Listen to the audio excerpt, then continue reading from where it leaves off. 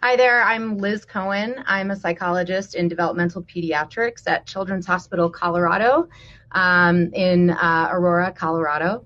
And I'm here to talk a little bit today about executive functioning challenges in individuals with autism spectrum disorder. I've been working with this population for over 10 years now. And my main role in our unit is to do diagnostic assessments and then also do therapeutic treatment with individuals and their families who've been diagnosed with autism spectrum disorder. So today we're going to talk a little bit about executive functioning. What is executive functioning? Our executive functioning skills are controlled in the frontal lobe area of the brain, or the prefrontal cortex. And this area acts as the entity that kind of calls the shots for many of the brain's active processes. It can be thought of as the president of the brain, or the director, or the quarterback of the brain. I often think these skills, I think of these skills similarly to kind of like a football offense, where you may have a great offensive playbook, you may have a lot of talent on the offensive line, but if the quarterback isn't there to run the plays and execute the offense can't operate.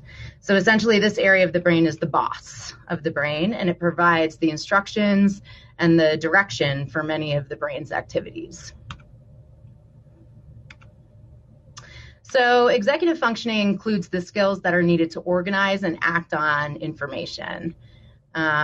This is similar, like a conductor who is helping the brain's larger orchestra to play the appropriate melody. So it lets certain instruments know when to start playing, when to stop, whether to play louder or softer, but how to perform to achieve the perfect melodic balance, so to speak.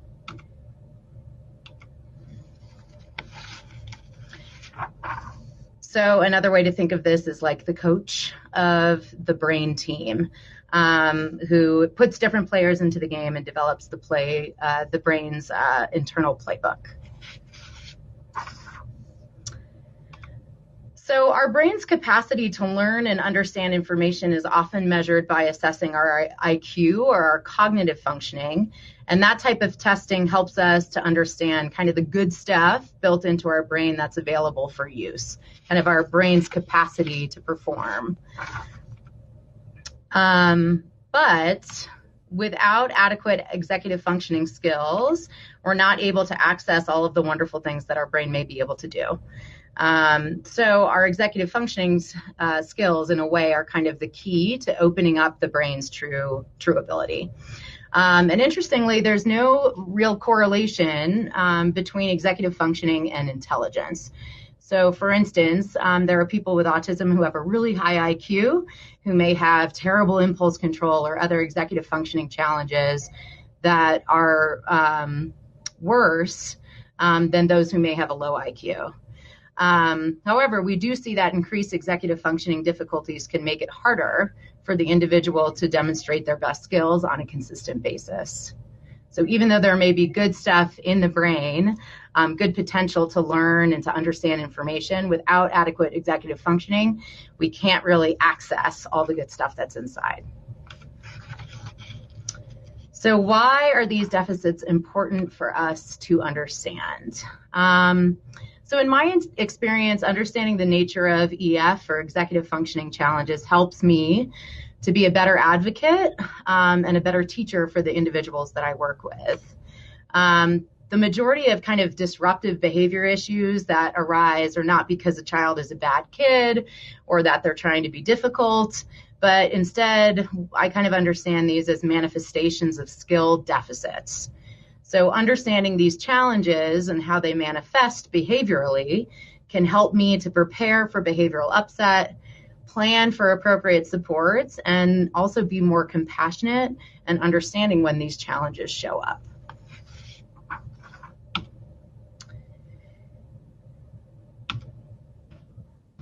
So although EF deficits are not technically part of the diagnostic criteria for autism spectrum disorder, research suggests that upwards of 80% of the ASD, or autism spectrum disorder population, have challenges in this area.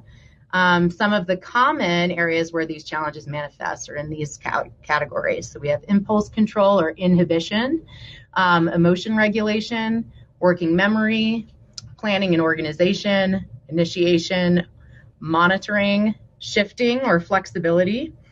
And then an additional area that's often challenging for individuals on the autism spectrum is understanding what we call theory of mind, or understanding that the feelings and thoughts of others may be different than our own. This includes acknowledging that others may have different thoughts, feelings, and opinions than ourselves, and that these differences in our thoughts and opinions are still valid.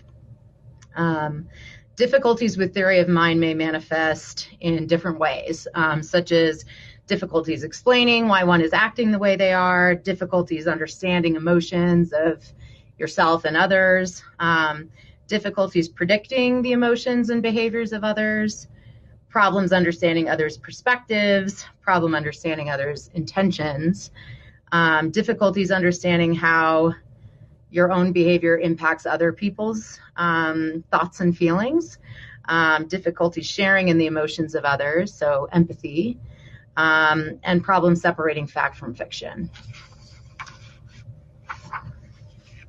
So we're going to talk through each of these areas to explore what some of these challenges may look like in a child's day-to-day life and how we can support these challenges and encourage improved behavior and skill development.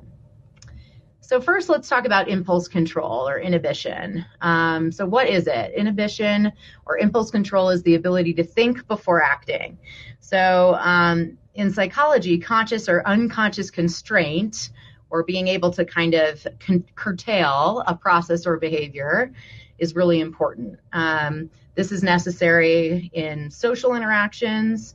It prevents us from acting on certain impulses when we're activated, such as not hitting someone when we get angry at them. It also enables us to delay gratification for pleasurable activities.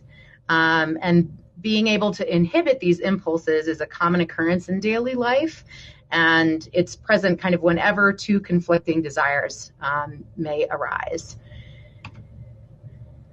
Okay. So how might this challenge in particular manifest in individuals with autism spectrum disorder? This may look like kids not being able to stop themselves from kind of interrupting or intruding on others, or speaking or acting out without filtering or kind of editing their commentary. Practically, impulse control issues kind of create behavioral problems. And these often tend to be the most kind of disruptive problems that caregivers working with kids and adults with ASD can face. So without the control to override their immediate wants and needs, children with autism tend to monopolize the attention of parents and teachers because their behaviors may seem more disruptive than others. They may go and grab something that they want in the middle of a class lecture, or what I see a lot of the time is not being able to stop themselves from commenting on something that's really important to them. And that shows up a lot. So tips for helping with impulse control. So some things we can think about to help individuals work on inhibition is to prime or prompt them to clarify what's expected. So in my experience, what I've seen is that many of the kids that I work with who have autism are consumed by personal interests, or they have restricted interests that are really, really important to them. And sometimes this is so apparent that it's difficult for them to kind of stay on track in conversations about other topics. So sometimes it may start in a very pro-social manner where they're making or attempting to make a kind of connected comment to one of their peers. But then it can be derailed because they bring it back to their interest, or they attempt to build on a connection in a way that doesn't really match the context of the conversation, but is kind of going back to their area of specific interest. So in the group settings that I work in, we help to scaffold this literally by saying to the child when they raise their hands, something like, I can't wait to hear what you have to say.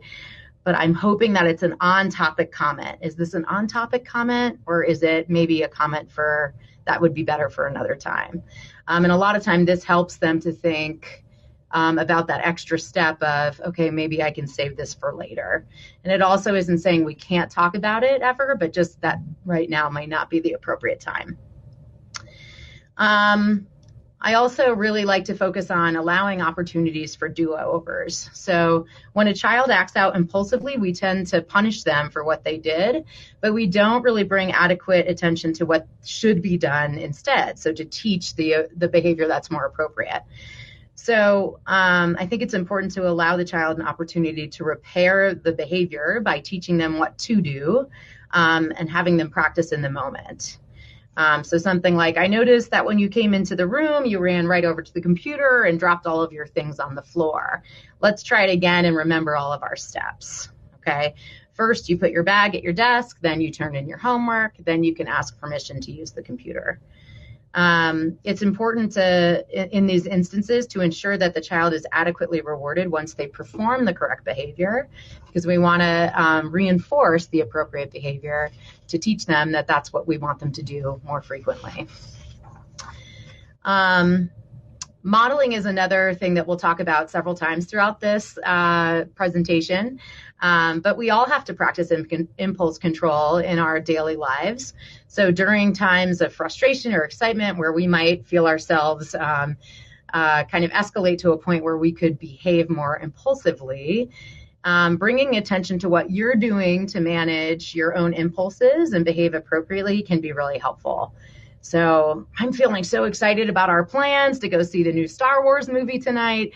I'm going to go to my room and take some time to calm down before we get to the theater. So you're kind of showing the skills that you use to manage kind of impulsive feelings. And then we want to reward patience, and we want to reward sustained attention in small increments. Delayed gratification is incredibly difficult for children with impulse control issues. Being able to sustain patience or attention for extended periods of time is also very difficult. So especially when the child may not be intrinsically motivated or interested in the particular thing that's going on at the time. So we want to develop a good sense of what a child's baseline is for sustaining attention or being patient, and then reward them at small increments to kind of motivate them to continue showing that behavior. So for instance, if a child can be patient for 5 minutes at a time, we can build on that skill by rewarding a child starting at the 4-minute mark, right? Because we know they'll be paying attention then. Great job paying attention. I can't wait to see you continue paying attention. They go another 4 minutes, give them another reward. And this allows the child to be rewarded and provides a reset and helps them to delay or to sustain their attention at times when it might be difficult to do so. Okay, emotion regulation.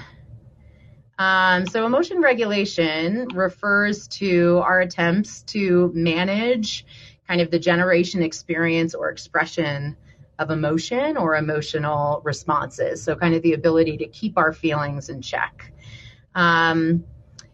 This manifests in individuals with autism spectrum disorder because often we see kind of amplified or escalated emotional responses, sometimes that are really mismatched to the infraction or the thing that went wrong. May seem simple or not a big deal in our eyes, but we see a really big emotional reaction from the child. This can also manifest as rapid emotional changes. A lot of parents describe this as going from 0 to 60 in a short amount of time, and then also difficulties recovering or difficulties calming once the behavioral upset has occurred. So many individuals with autism may not be able to kind of employ the adaptive emotion regulation strategies that many of us without autism are able to access a little bit more readily. And so a lot of times what's talked about is tantrums or aggression or meltdown behavior. And a lot of times these behaviors are interpreted as deliberate or defiant. but really may be due to this kind of inadequate mechanism of emotion regulation underneath. So that's important to recognize when we're kind of in the face of some emotion dysregulation issues. So when we think about how to support emotion regulation skills, we want to first help the child identify their own emotions by bringing kind of emotional changes to their attention. Many kids may not be aware that they are experiencing a very big emotional response and may need help identifying that. So teaching kids the first kind of warning signs of when they're frustrated or angry can help them to then act on skills or coping strategies that may help them or to calm down before they've escalated to a level where we're at the top of our thermometer, so to speak. So this could look like saying something like, hey, Michael, I hear that your voice has become a little bit louder and your body has gotten tense and stiff. So I'm wondering if it might be a good time to take a break because I think you might be frustrated right now. And then allow the child to have a break from whatever's going on to kind of regulate or calm down and then return once they're at a more calm state. This is important. While we're doing this, we also want to reiterate that it's okay to be angry or frustrated, right? So the emotion is always okay, but the behavior that comes out of it is not always okay. So it's okay to be mad. It's just not okay to hit people when you're mad.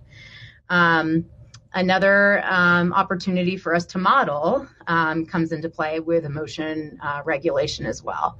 So I'm feeling a little frustrated. I want to make sure I can calm down. So I'm going to take a break in the other room and then I'll come back when I'm calm. It's also important to talk with kids or prime them ahead of time for experiences that bring about intense emotions. And a big thing to think about here with kids on the autism spectrum is that upcoming events that bring about extreme positive emotion can also be something we want to prime for. So I know you're really excited to see the Star Wars movie tonight. Let's talk about how our body needs to stay calm while we're in the movie theater. Okay, we need to stay in our seat. We need to have our feet on the floor. We need to have our mouths quiet. That's how we're going to be able to best enjoy the movie. And then we also work on developing effective calming strategies and incorporating those into daily practice. So helping the kids identify what are the things that make your body feel good and calm and relaxed, and then trying as much as possible to kind of integrate those into an everyday practice. So it's not just that when we're really angry, we go draw, thinking that we're going to calm down immediately, but that every day we take some time to draw, if that's something that's calming for the child, to help them kind of have a sense of regulation from the get-go. Okay, working memory, what is it? So working memory is a cognitive system that's responsible for kind of temporarily holding information to then process to solve a problem or to use in the immediate environment. It's important for reasoning. It's important for decision making and social behavior. This challenge manifests in individuals with autism spectrum disorder because many may have difficulties multitasking or doing two things at once, executing multiple step directions, and then even kind of understanding and keeping memory for kind of complex or abstract information. So there are individuals with autism spectrum disorder who may have great memory for rote information. For instance, a child who may have a restricted, intense interest in cars may be able to tell you every single car on the road and details about that make and model. But memory for more complex or abstract information like friends' names or their interests may be really difficult for them. So we can help support working memory skills by breaking down tasks into smaller parts, providing visual cues to help with sequencing and learned routines, and connecting learning tasks to a child's individual interests.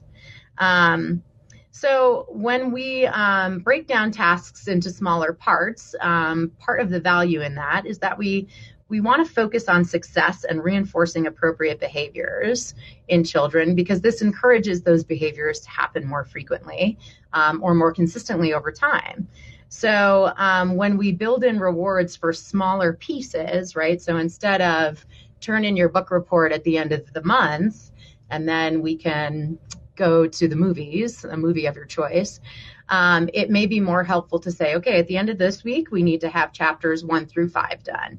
And then we will get an extra $1 towards your allowance. Then the next week, we need to have a plan of our poster that we're going to put together for the book report. So you're helping the child figure out what each step looks like. That way, after each individual step, they get some reinforcement. Visual cues also have been shown to be incredibly effective for kids on the spectrum, and it also helps them to develop independence in learning and executing certain routines. So if we have visual cues that are up to help remind them of what they're expected to do, that can become over time a learned routine that will help them kind of independently execute those tasks. And then connecting learning tasks to a child's individual interests is also important. I've worked with many kids who've mastered more complex learning tasks after it's been introduced to them in a way that resonates with their interests. So helping a kid learn basic math skills by using cars as counters if cars is their restricted interest. I've also made worksheets for kids that have Harry Potter or SpongeBob featured on that worksheet to help kind of relate the task that they're learning to the thing that's most interesting to them, which will make it more salient for them.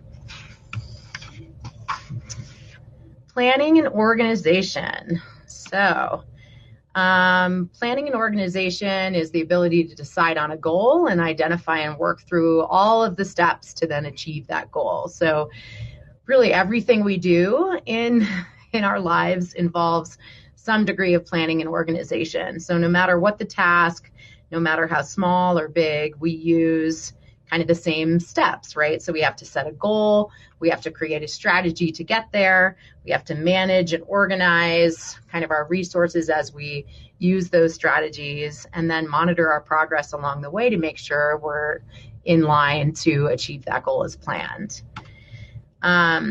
So people with autism are thought to encounter planning difficulties, and this may manifest as like not understanding what steps are necessary to get to a certain goal. So knowing that they want to finish the book report by the end of the month, but not knowing exactly what the steps are to get there.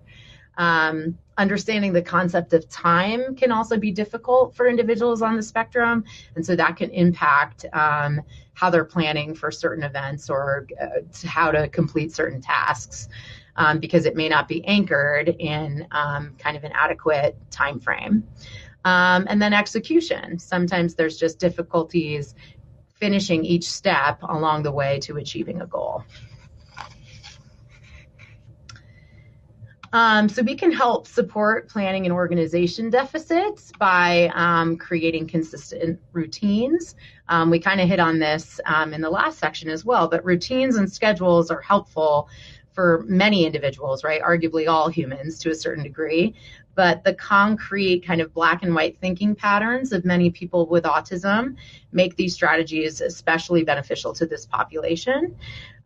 So we can teach things in specific chains or in a step-by-step manner, where after time, like as time progresses and that routine is learned, the previous step becomes kind of the trigger or the cue for the next step. And so they're learned in this very organized way.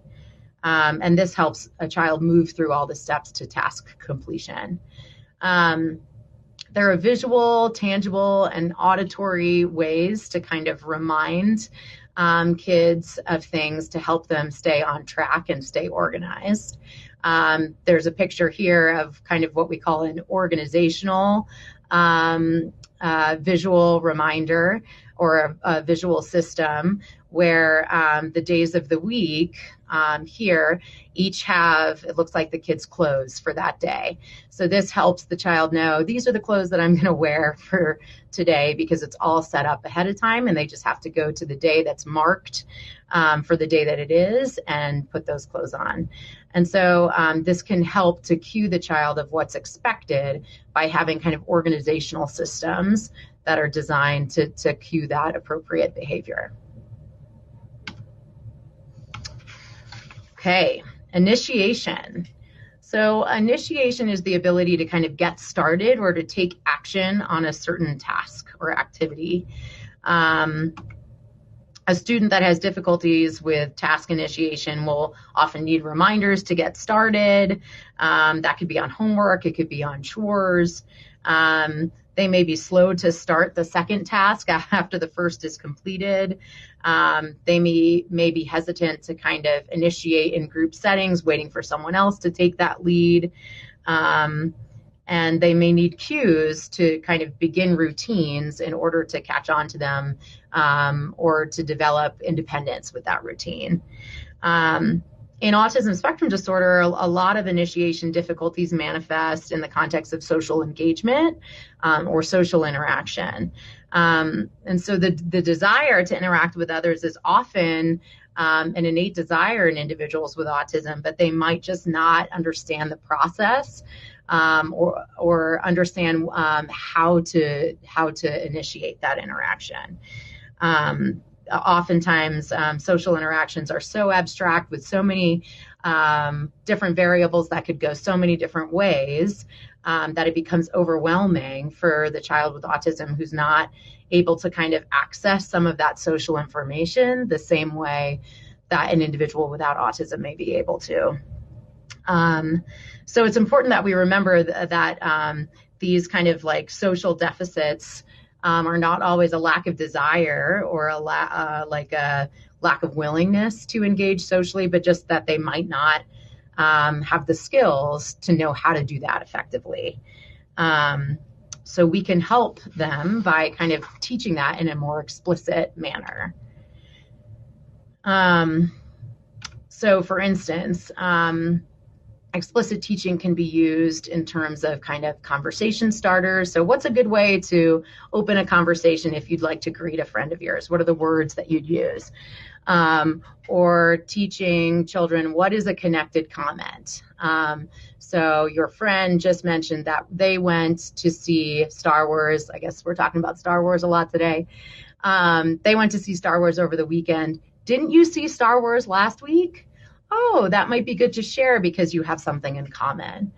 It can also help to kind of explicitly bring attention to nonverbal cues that might help students identify or children identify if it's a good time to start a conversation, right? So a child may be really motivated to talk with a classmate, but he's engaged in a conversation with another person. So right now may not be a good time to initiate, but when he stops talking and looks towards you, might be a good time to use one of your greetings. This can also be used in kind of non-social tasks as well, in order to make sure that they are getting things or starting things when they need to be successful. So I have a 17-year-old patient that I work with who drives himself to our appointments, and every day at the end of our session, we make the appointment, we confirm the appointment for next week, we set the reminder in his phone, and he also now sets a reminder for when he needs to start driving, which is 45 minutes before he gets to the appointment. And so that helps him initiate. It's not just that you have an appointment at 5, it's that you need to leave at 4:15. And without that extra reminder, he may get caught up in something that he's interested in and then look at the clock at 4:45 and arrive at 5:30 for a 5 o'clock appointment, which was what was happening when we first started meeting. So giving him that extra boost to set a reminder for himself helps him initiate so that he can be more successful in getting to an appointment on time. Okay, monitoring. Monitoring is kind of a fancy name for a skill that we use all the time to kind of keep track of what we're doing. This is kind of a series of assessments that we make along the way as we are completing a task or as we are interacting with another person, where we're checking in with ourselves to say, how is this going? Is this working the way I wanted it to? Is it not? Should I make adjustments? It happens all the time in learning, but also in social behavior as well. So in autism, this can be especially challenging because of the deficits in reading social cues that often come along with this diagnosis. And so if we're not taking in all of the social information from the environment, it can be difficult to assess how we're doing. So many of these skills need to be explicitly taught in order to kind of help the individual understand the impact of their behavior or of their emotional expression in the moment. Because many may not understand how their behavior is being received by others, and they may not know how to redirect their behavior for a different response. So to help with this, again, we kind of go back to that strategy of explicit teaching. So bringing attention to the nonverbal cues to help the child realize, oh, maybe people aren't paying attention to me right now, or maybe this isn't going as I planned. So in our group where we work on these skills, we had a child who was very, very motivated to support his peers when they were having a difficult moment. But the way in which he did that often was very overbearing. So one of his peers would get upset and he would come over and say, I'm here, I can give you a hug, we can take deep breaths. And he was giving them all these different strategies to use to help them calm down. But what we were seeing in group is that people were not appreciating that in the moment. And so we had to take a minute to kind of do some of that explicit teaching where we said, you know, Michael, I'm not sure, I can't really tell right now, but I'm not sure this is helping him right now. Let's ask, right? And so we'd prompt him to ask the other child, is this helping? Would you like some time alone? And then the child could give him the answer, I need to be alone right now. Because he wasn't understanding that it was a little too much in the moment. And he was just trying to use good friendship skills to help his friends out. So that's what we call kind of in the moment feedback. And then also, again, we have that opportunity to model our own behavior. I do this in group a lot. I happen to be a very loud talker, and some of our guys in group are working on that same skill. And so it can help when I say, gosh, I think I'm talking a little louder than I expected. Is that what's happening? Do you guys feel that too? And they'll say, yes, you're being too loud. And I can say, okay, I'm just going to tone it back a little bit because I realized my volume got a little bit out of control. So they can see in the moment how other people might monitor their behavior as well. Okay, shifting and flexible thinking. So this is our ability to adjust and adapt to the unexpected. Flexible thinking allows kids to switch gears and look at things in a different way. When you're being flexible, it means you can kind of unlearn old ways of doing things and attempt to do things in a different way. And it plays a key role in all learning, as well as social relationships. And this tends to be something that's really, really difficult for individuals with ASD.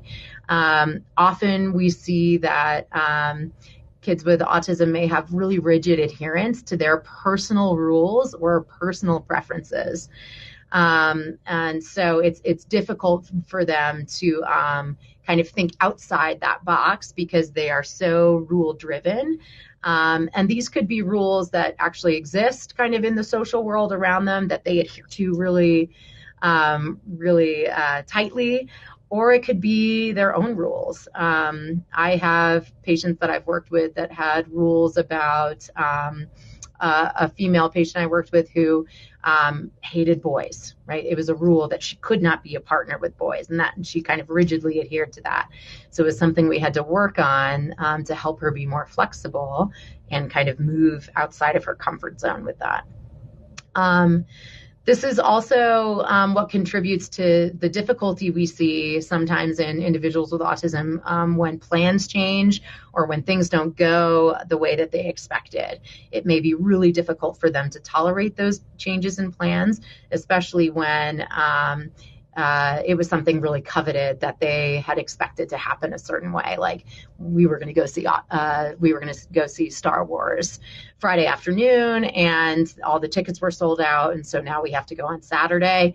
Seems like something that most people could probably be flexible about, but for someone with autism, this may be really kind of like the end of the world.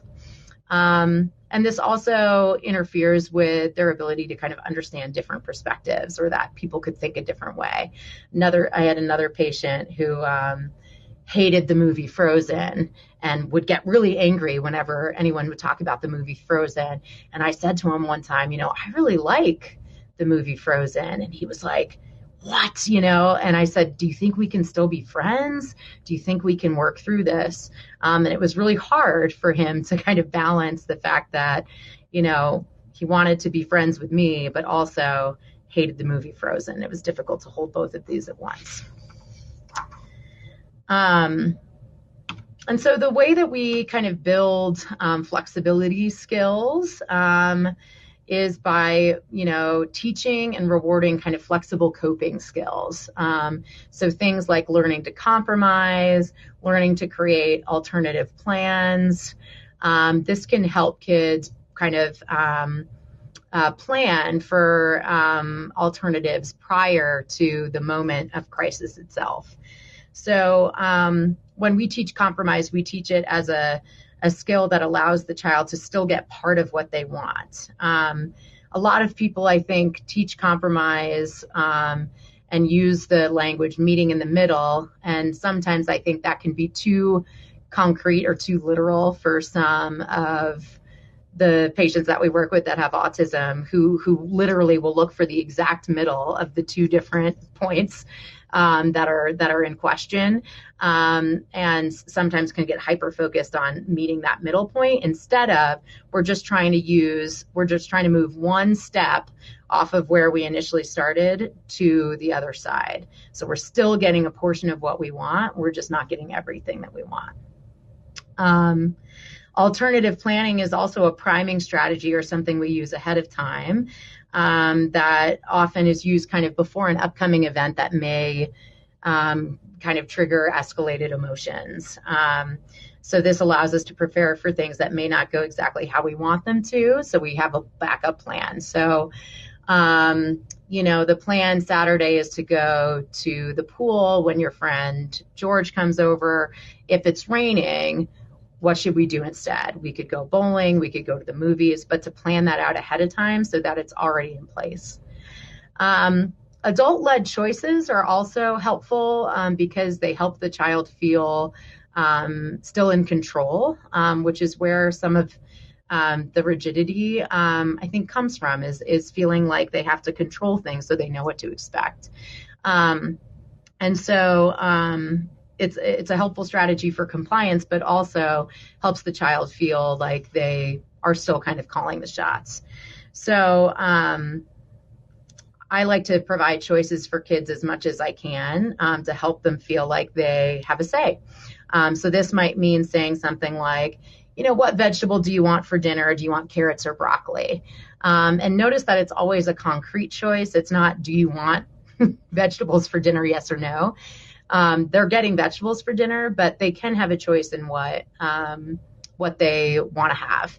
And that allows them to still feel like they've got a say and that they're in control of something, and helps them move away from kind of a rigid space where they might just refuse to have vegetables at all.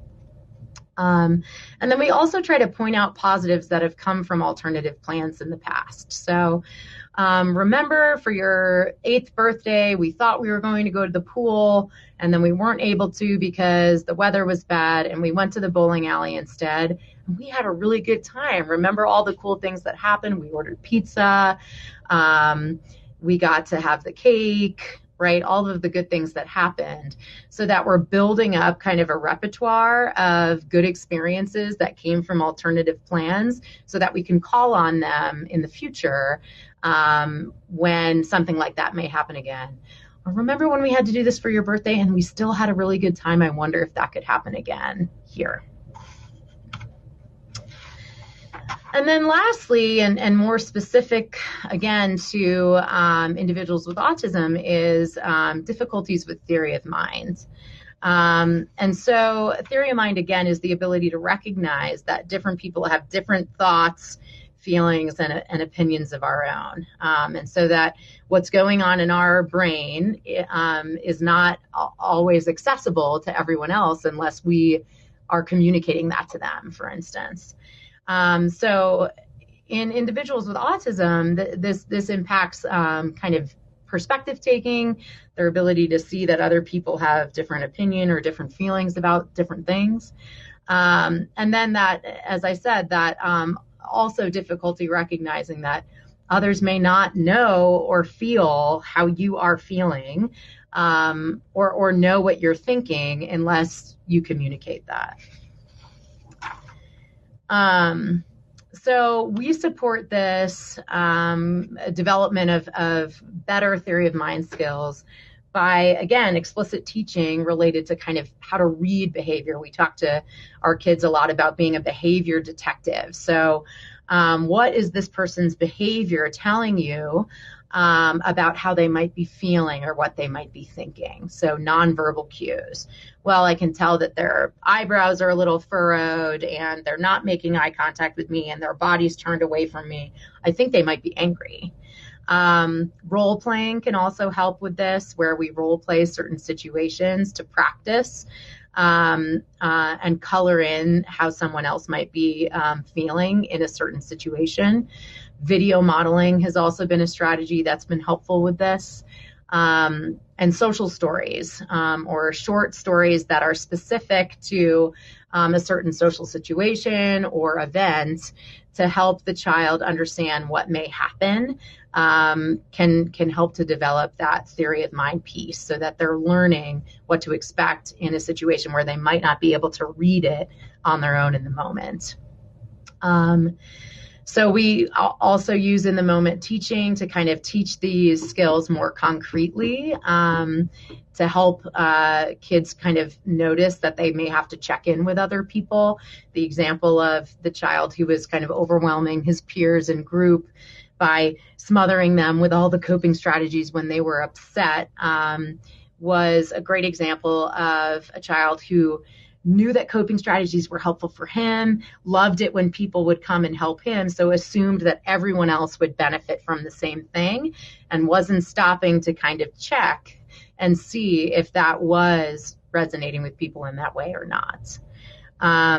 We had another instance during group last year where the guys were playing charades, and the boy who was acting out whatever he was acting out in charades, another peer guessed it correctly, and the boy who was acting it out just stopped acting it out and didn't say anything. And so everyone was just standing in the room, and we finally turned to the boy who had acted out and we said, "Hey, Michael, did Brian guess correctly?" And he was like, "Yeah." And we were like, "You need to tell him," right? So he knew, the actor knew, that the other child had guessed correctly and that the game was over, but didn't realize that not everyone else knew that because he knew it. So again, prompting him to communicate what he knew with the rest of the group was important because he was kind of missing that step. He didn't realize that other people didn't know. And so that comes into play quite frequently. So in conclusion, understanding how executive functioning deficits impact the behavior of individuals on the spectrum it helps us to better understand atypical and kind of different behaviors. And I feel like it's the responsibility of those of us who are in these privileged positions to be working with these children to address and support these challenges in order to provide more opportunities for success. So I hope this talk provided some insight into these areas of challenge and some helpful tips for working with students and children who have autism. And I'd be happy to answer more questions. Thank you for tuning in. So this is Liz Coan. Thanks so much for watching the presentation. There are some questions here that I can kind of talk through a little bit, just in the order that they came in. Charla had a question about support groups for adults with autism that maybe never got a diagnosis as a child.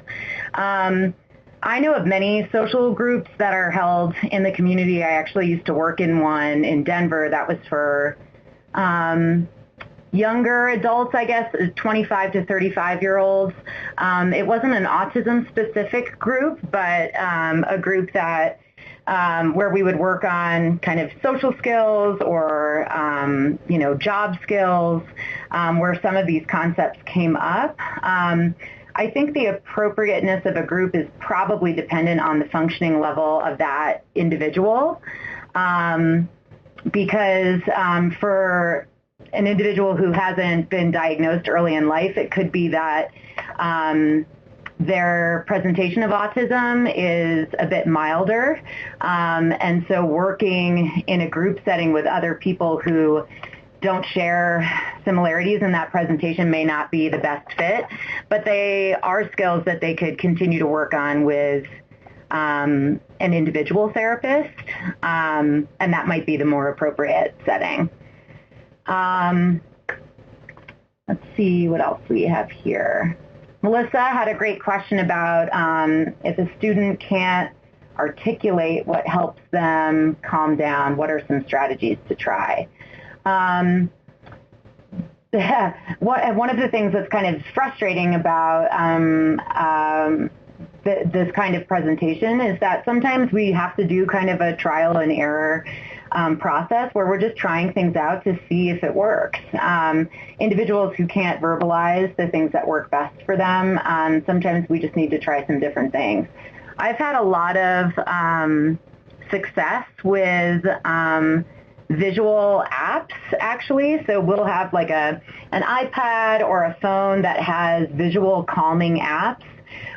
So this could look like some type of animated visualization that expands and then retracts to mimic deep breaths. And those of our patients or our students who are very visual can watch that and match their breathing to the app, which is often helpful for them to learn to do deep breaths. There are also just apps that have other visual stimuli, so whether it's a picture of rain coming down, or there's a great one that has just water over the screen. It mimics water, so the patient can tap the screen and it looks like there are ripples happening in the water. So these things kind of are distraction tools in the moment that can be used to bring focus to something other and also serve the purpose of calming the patient without having to say, like, we're going to calm down now, or what do you need to calm down? The act of actually distracting their focus and bringing it to something else will serve that purpose for them.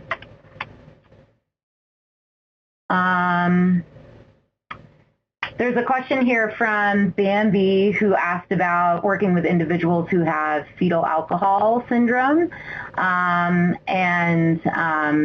A lot of these kids have executive functioning issues for sure. It's actually one of the hallmarks of their presentation. And these strategies would absolutely be appropriate for that population as well. I mean, honestly, a lot of the strategies are appropriate for all of us if we think about it.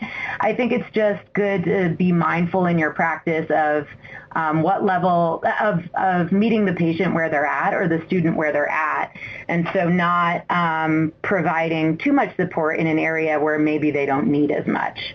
I remember in graduate school, I worked with a 7-year-old girl who was typically functioning, and I was so used to working with kids with autism, I would prime her constantly before asking a question. I would say, are you ready to listen? Are your eyes and your ears ready? Are you ready to listen? And finally, she was like, I'm ready to listen. Like, I know I'm ready to listen. Why do you always ask me that? So she was telling me she didn't need that level of support, even though I was so used to doing that. So I think it's just good to really match the strategies you're using with what the skill set is of the kid that you're working with or the individual that you're working with. Also, kids with ADHD have executive functioning issues as well, and lots of these strategies are beneficial for them as well. And kids with intellectual disability as well. Morgan had a question about a 5-year-old that she works with who is really excited when he comes for his session, and she's using strategies like giving him 5 minutes to calm himself down, which is kind of in the manner of free time, in hopes that it'll bring him to a place where he can then kind of participate appropriately. He's been verbally communicating that he's excited, which is awesome.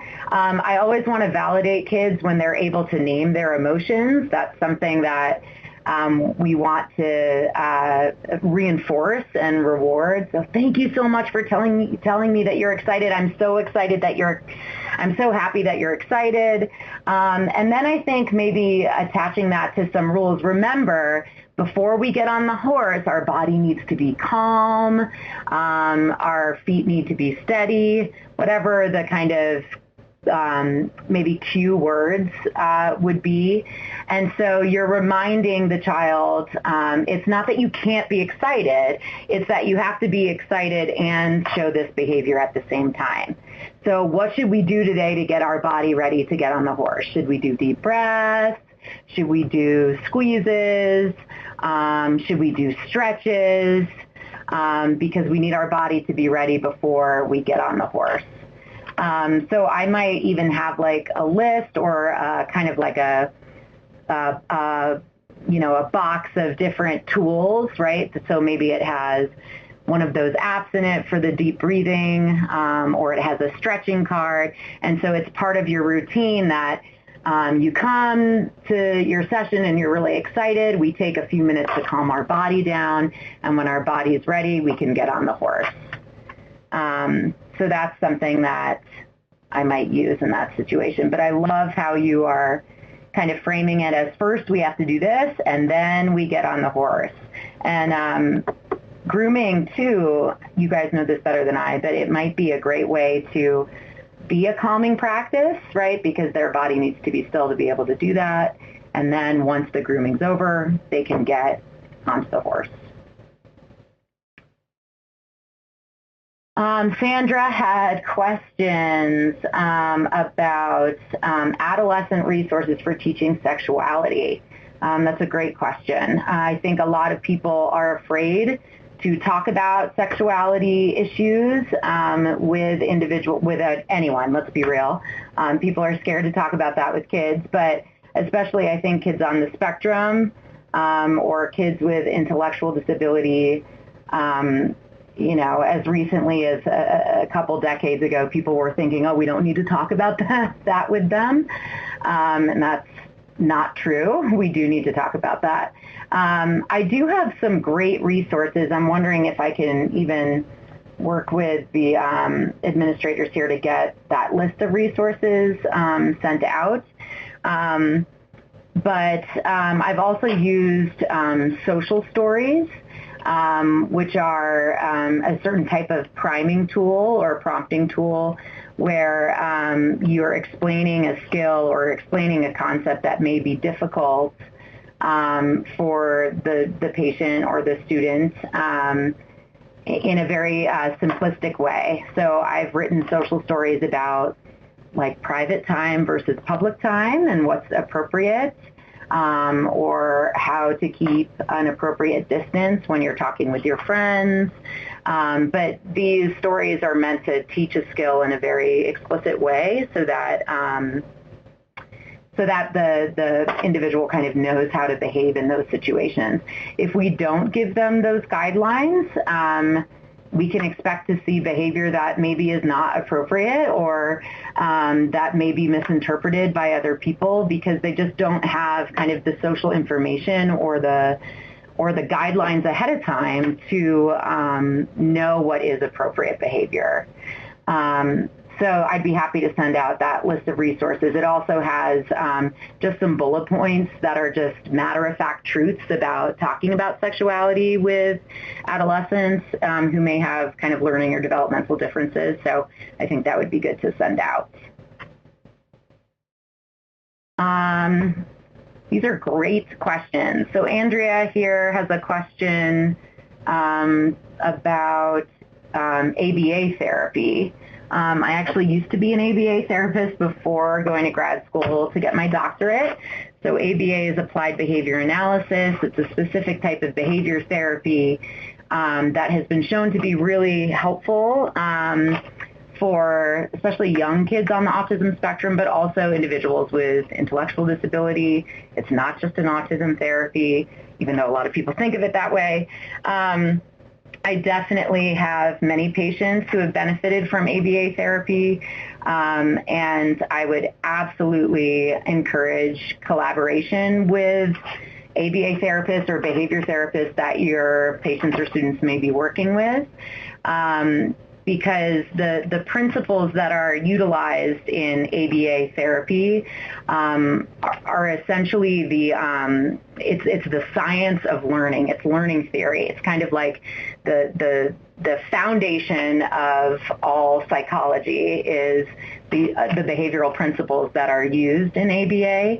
And I'm sure actually many of you who are working with these kids are using these principles in your day-to-day work, but may not actually know how you're using them, or may not know that they actually align very well with some of the things that they could be working on in individual therapy. So I think collaboration to make sure that you're using the same language and talking about reinforcing appropriate behaviors, that's a massive part of ABA, is how we teach behavior, is that through reinforcement. So identifying the behaviors that are improvements or the behaviors that we really want to see and making sure we're reinforcing them, because that's what makes good behavior continue. And it's actually much, much, much, much, much more effective than punishment, which is, I think, kind of where Western society tends to go when they're doing kind of behavior management or kind of discipline practice.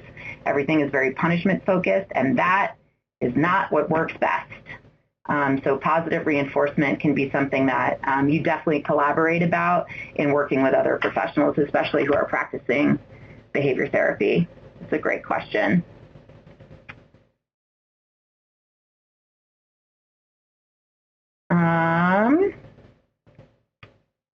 So talking about apps and not having them be maybe the best thing to be using when you are working with a horse.